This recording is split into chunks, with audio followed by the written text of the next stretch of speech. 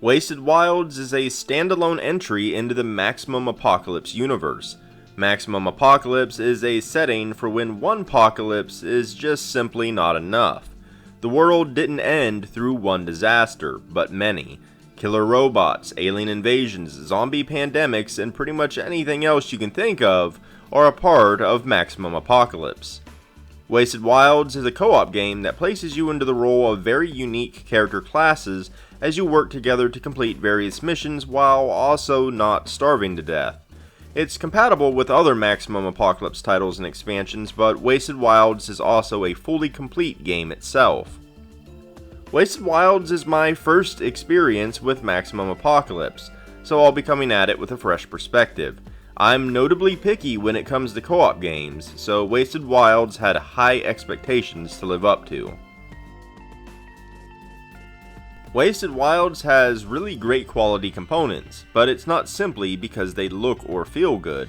Now don't get me wrong, the game has fantastic artwork, great looking tokens, and solid tiles.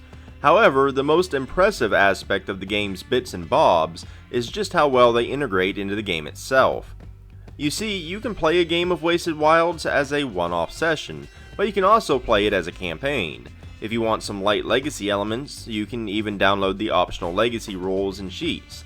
But no matter how you choose to play it, you can do so extremely easily thanks to how intuitively Wasted Wilds is designed. I love campaign games, but on game night they get passed over quite often because of how long they take to set up and how slow it is to switch between missions. That's not the case here. When you first open up Wasted Wilds, it instructs you on how to organize the game using the excellent inserts, and once that's done, it's a breeze. Each built-in campaign uses a set of 24 tiles. These tiles are all the same shape and size. To build a map, you simply mix them up and place them face down. You can pretty much make any map shape you want. Each mission will give you a few examples, but it's pretty freeform. It'll restrict you on where to place a few key tokens. They usually have to be a certain distance from the starting tile, but beyond that, the map can take whatever form you wish. The token trays will already be ready to go after the initial organization, and all that's left is to shuffle a few sets of cards. I highly doubt there's any other game of the same weight, size, and depth as Wasted Wilds that are as easy to set up, play, and switch between missions. It's brilliant. Beyond that, you get a handful of character standees and miniatures that look great, some 6-sided dice, a clock board, and some health dials. My sole complaint is that the health dials don't fit together as tightly as I would like, which means the spinners are a little bit loose. If you bump them, they may move a bit, so you do have to be careful. For the most part though, Wasted Wilds is an excellent example of a game using its components to improve its design for more than just simple window dressing. Wasted Wilds has function and form, and it's a better game for it. The core of Wasted Wilds involves cards, lots of them. 5 unique characters come with the game, and each one has its own deck of cards. Their playstyles vary drastically from one another. The contractor is a tanky construction worker that can block monster spawns. The driver, on the other hand, can help the team get around while laying down a bunch of gunfire. The chef can help keep the team fed, the beekeeper has an array of animal friends, and the thief is great at sneaking around and pickpocketing supplies. Each character has strengths and weaknesses, and it encourages you to work together with the other players. You have 4 actions each turn that allows you to play cards, move around the map, scavenge supplies, negotiate with tribes, or draw more cards. Some cards are instant, which has an immediate effect. Others are gear cards, which have to be equipped to your character, and you can only have so many gear cards equipped at a time. The mix of action and card management works very well.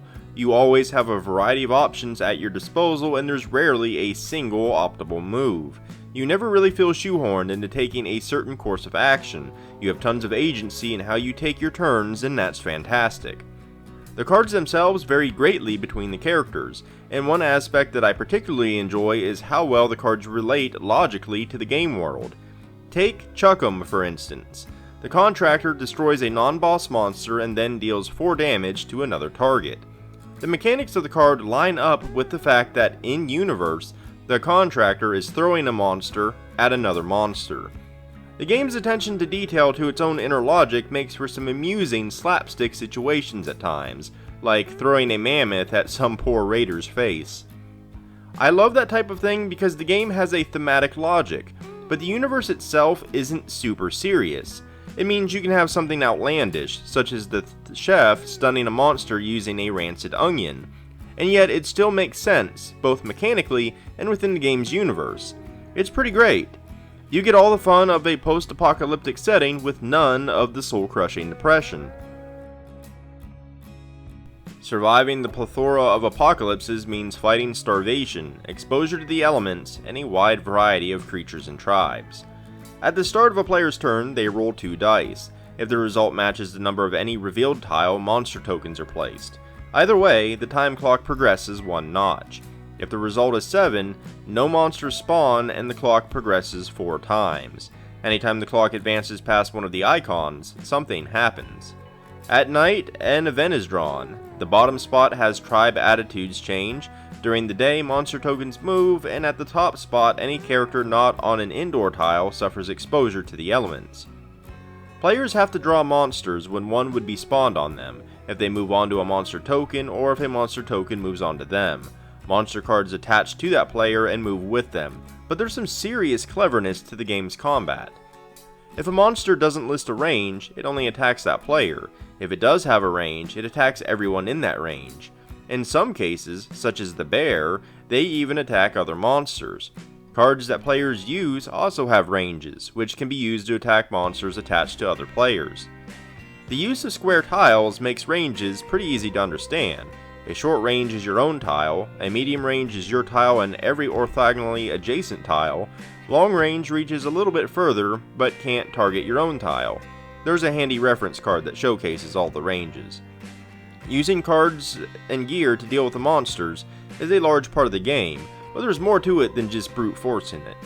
For example, monsters are always placed left from right and activate in that order. Let's say you have a bear and then 2 wolves attached to you, but both wolves have just 5 HP left. Maybe you could actually take that bear out, or at least stun it. However, since the bear is to the left, activates first and attacks everything including other monsters, letting it attack will clear out the wolves before they can attack you. Sure, you will take 5 damage too, but it's just one of many decisions you'll have to make, especially when you start dealing with tribes. Not every monster in the game is a mindless beast looking to eat you. Some are tribes of intelligent communities that can be hostile or friendly depending on your actions. If a member of a tribe is attached to you, they act differently depending on their attitude towards the group. An angry, irate, or an enraged tribe will attack you. A wary one will attack you but then leave. A trading tribe won't attack, and an allied one will attack other monsters for you. One of the many things you can do in Wasted Wilds is scavenge locations for items. You can parlay with these tribes by gifting them items you scavenge. Doing so improves their attitude toward you. If a tribe is trading, you can instead trade items with them for other items. When they're allied, you can reinforce them, allowing you to switch around your line of attached monsters so that they can attack them better. The catch is, damaging or killing a tribal creature lowers that tribe's attitude toward you, and the items you scavenge are important. Many missions require you to store a certain amount of food and fuel in your van, and you also have to feed yourself. Your hunger increases every turn, and once it reaches 6, you start taking damage. Managing resources and tribal relations adds another layer of depth to the game, especially because some missions have multiple tribes in play at a time. Having allies can pay off big, but it can be difficult to maintain. Regardless, it's a very enjoyable mechanism and helps create even more dynamic situations among the players.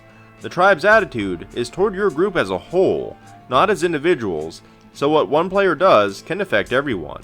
Teamwork is encouraged. Wasted Wilds passes my co-op alpha gaming test and is one of the few games that have done so. In solo play, it is assumed that you play just one character. While you could control multiple, it would not be easy to do since they have separate hands of cards and a lot of mechanics. This means that while you could alpha game if you really put the effort in, it's clearly a player problem. It's not a game design issue and you would be a jerk. You know what I'm getting at if you've ever watched my video on quarterbacking. Basically, Wasted Wilds feels like a multiplayer co-op game, not a single player game split up between players. That is a very good thing. Next, there's a lot of built-in modularity with Wasted Wilds. There's an optional deck of spawn cards that replace the monster spawn dice, and this deck has cards with special effects, such as healing the team or a monster ambush. You can use an ally system where you shuffle in ally cards into the monster deck, and the downloadable legacy rules are clean, painless, and a ton of fun to add in. I particularly enjoy how easy it is to create your own missions and campaigns. If you play through all that Wasted Wilds has to offer and wanted something new, it's pretty easy to craft it yourself. You simply make a map, decide on some objectives using the game's existing framework, and pick which monster sets to add. Boom, you're done. I could write out an entire campaign of 10 missions in under 20 minutes if I wanted to. Now, it would take longer to add a story to them, but for the sake of simply playing, it would be easy peasy. There are a couple of hiccups that bother me though. One of the modular variants is called Tribal Affinity. Basically, each tribal card has an alternate side that dictates the type of item the tribe is interested in. You can use it in one of two ways. To make the game easier, you can make it so gifting them items that match the affinity is twice as effective. To make it harder, you can instead make it so that they only accept items that match their affinity. Now that makes sense, right? The problem is, only one of those works well. Making it easier works great. However, I feel like using tribal affinity to increase the difficulty feels a little bit off. The Marauder tribe is the worst offender. They have an affinity for antidotes and medical supplies. There's only a handful of such cards in the game, which makes it nearly impossible to actually befriend them. Fun fact, I learned this in the first mission of one of the campaigns where the objective was to literally befriend them. It does indeed make the game harder, but to an extent I can't imagine was intended. There's also a little bit of an issue with the game's compatibility with other Maximum Apocalypse products. The box says it's compatible with any other game, and it's technically true, but not the whole truth. To give an example, after I started playing Wasted Wilds, I did what any other dinosaur-obsessed millennial would do and immediately bought the Jurassic Peril expansion. The included adventurer character works great, and the dinosaur monsters are compatible if I swap them into an existing mission or make my own. However, the missions that came with the expansion are not playable. They require tiles and cards from other Maximum Apocalypse boxes, so that was a little bit of a bummer. I could talk about Wasted Wilds all day. There's a brilliant elegance to its design where the gameplay is extremely fun and really gives me the type of experience I usually only get when playing much heavier games. At the same time, it removes almost every obstacle possible out of my way to actually enjoy it. It's one of the fastest games I own to set up, play, and continue playing after I finish a mission. That type of speed is nearly unheard of outside of lightweight games that frankly don't interest me. Outside of a hiccup or two within the optional rules, the gameplay is as smooth as butter. It's incredibly straightforward and easy to understand while offering you tons of different things you can do each turn. It captures the joy of exploration, asymmetric characters, satisfying combat, and survival in a package that definitely captures the spirit of a roguelike video game, a genre that I adore. It's one of few co-op games that I truly enjoy, and despite the fact that I do enjoy playing certain games solo, I simply have no desire to do so with Wasted Wilds, simply because I enjoy the teamwork aspects and synergy between the characters so much. It's a game where every character shines at different moments, and can really lean on another player to cover their shortcomings. Its modular optional rules are great, and even the legacy rules have very little in the way of obtuse bookkeeping. Its missions are highly replayable thanks to the fact that maps can take pretty much any shape you desire, and if you ever want more, making your own missions is as simple as can be. Wasted Wilds is one of the best co-op game experiences out there, and I say that as someone who's very critical of co-op games. It's definitely become one of my favorites alongside Spirit Island and Gloomhaven.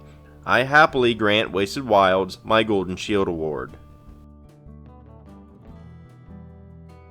If you enjoyed this video or found it informative, consider liking and subscribing.